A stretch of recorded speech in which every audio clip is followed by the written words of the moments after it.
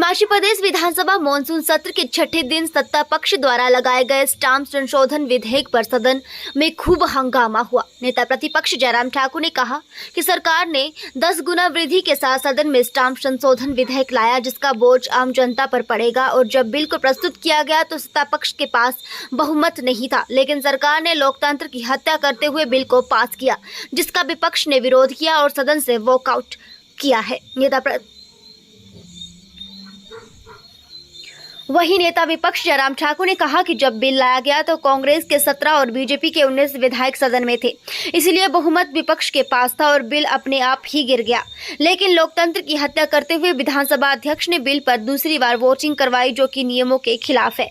वहीं राजस्व मंत्री जगत सिंह नेगी ने कहा कि राजस्व विभाग ने कई वर्षों बाद सरकार में बदलाव के लिए काम किया है, जिससे लोगों के जमीन से संबंधित मामलों के निपटारे में तेजी आएगी। क्योंकि अभी तक के आंकड़ों की बात करें तो डेमोक्रेशन के लगभग 27,000-25,000 मामले और इस तरह अन्य मामले निपटारे के लिए लंबित पड़े हैं। ऐसे में भू राजस्व संशोधन और स्टाम्प संशोधन विधेयक बिल भी सेब की भांति राजस्व विभाग में मील का पत्थर साबित होगा।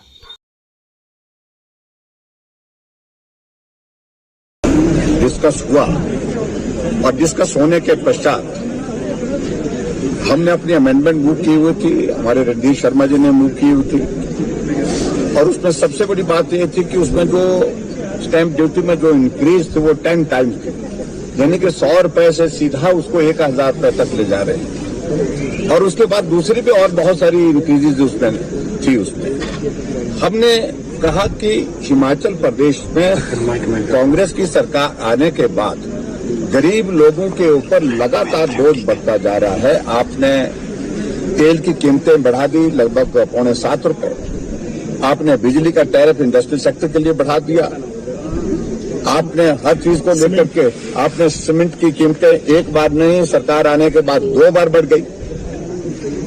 और ऐसे में लगातार ये बोझ गरीब जनता के ऊपर जा रहा है।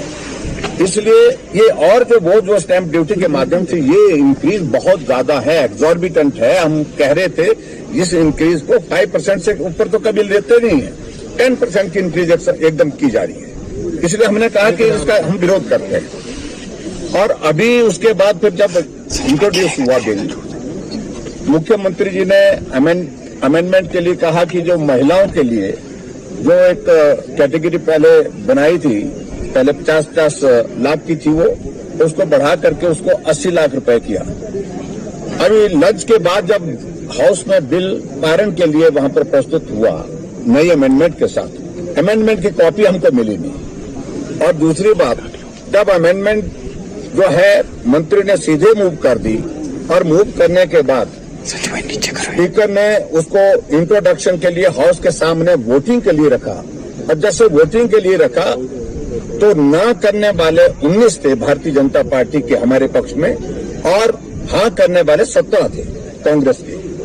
तो इस हिसाब से ये बिल जो है इंट्रोडक्शन के बिना ही जो है वो गिर गया। और उसके बाद कोई प्रोविजन, हमने हेड काउंट मांगा था, हमने कहा था कि इसमें डिवीजन दीजिए, लेकिन डिवीजन देने के से पहले वहां पर शोर शराबा कर दिए कांग्रेस के नेताओं ने, जो दुर्भाग्यपूर्ण है। और एक हाउस की जो एक व्यवस्था है, एक बार जब वोटिंग हो चुकी है उसके बाद दोबारा स्पीकर साहब वोटिंग के लिए उसको प्रस्तुत कर रहे हैं। एक ही दिन में 2 बार एक बिल पर वोटिंग का प्रोविजन कोई नहीं है, फिर से इसको खारिज करते हैं। और सही मायने में ये जो बिल है इंट्रोडक्शन में ही गिर गया है।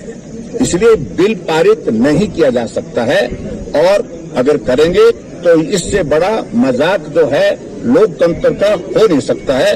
ये मैं आपके बीच में कहना चाहता हूं। और हम यहाँ पूरा भारतीय जनता पार्टी का विधायक दल इस बिल के विरोध में है। जो इंक्रीज की गई है स्टैंप ड्यूटी में वो एग्जॉर्बिटेंट है, बहुत ज्यादा है, 10 गुना है। और इससे हिमाचल प्रदेश के गरीब लोगों के ऊपर बहुत बड़ा बोझ पड़ेगा। मेरे हिसाब से ये ठीक है कि 10 गुने तक बढ़ा है, परंतु 10 सालों में ये पहले जो 10 सालों बाद हुआ है। और आप जानते हैं कि ज्यादातर स्टैंप ड्यूटी जो है, जो कारोबारी हैं, जो लैंड का खरीद फरोख्त करते हैं, हिमाचल प्रदेश में ज्यादातर हमारे किसान और बागवान जो है, मध्यम जो है मार्जिनल फार्मर्स हैं, उनका इतना ज्यादा जो है लेन देन जो है कारोबार नहीं होता है। तो ये एक जो है सीमित लोग ही इसका जो है ज्यादातर जो है इस काम में होते हैं। आप महंगाई का बोझ डाल रहे हैं, ऐसा विपक्ष कह रहा है, और महिलाओं महंगाई का बोझ जो है 9 साल से हमारी एनडीए सरकार ने, नरेंद्र मोदी जी देश के प्रधानमंत्री जी ने डाला है। हर रोज पेट्रोल का दाम बढ़ाते बढ़ाते 100 से ऊपर डीजल और पेट्रोल को ले गए, सीमेंट को ले गए, इस तरह सरिया को ले गए। देश के अंदर एलपीजी जो 400 रुपए था किसी समय 1200 तक ले गए। तो महंगाई तो जो है केंद्र सरकार के नीतियों के कारण जो है बढ़ा है। जिस तरह से सेब का या फलों को किलो के हिसाब से लेने का निर्णय ऐतिहासिक है। ये जो लैंड जो रेवेन्यू एक्ट है इसका अमेंडमेंट भी ऐतिहासिक है। करीब जो है 69 इयर्स के बाद इसमें संशोधन आ रहा है। अगर आप देखेंगे तो हमारे यहाँ पर डिमार्केशन के जो केस हैं 25,000 से ज्यादा लंबित पड़े हैं। इसी तरह से म्यूटेशन के केस जो इंतकाल जिसको कहते हैं वो भी कोई 26-27 हजार है। इसी तरह से पार्टीशन के केस हैं वो भी 27,000 के करीब पेंडिंग है। और इतने लंबे समय से पेंडिंग होने के कारण जो है इसमें संशोधन लाया गया है। इसमें हमने जो हमारे अधिकारी हैं, जो हमारे कलेक्टर्स हैं, जो इसका फैसला करते हैं, उनको हमने जो है एक समय सीमा के साथ में ये काम को फैसला करने का जो है इस अमेंडमेंट के द्वारा उनको जो है शक्तियां प्रदान की है। साथ में अगर टाइम बाउंड काम नहीं होता है तो उन अधिकारियों के ऊपर जो है उनके ऊपर प्यूनिटिव जो है एक जो चाहे उनके एसीआर में एंट्री होगी या जो भी तरीका अपनाया जाएगा ताकि ये जो है आम आदमी को जो है तहसीलों के चक्कर लगाने ना पड़े, लोगों को न्याय मिले। इसके लिए जो है ये फैसला किया गया है।